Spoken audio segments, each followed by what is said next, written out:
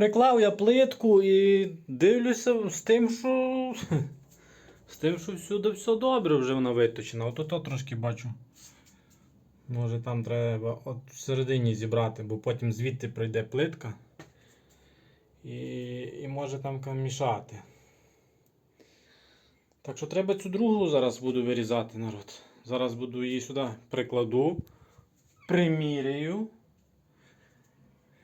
і буду різати.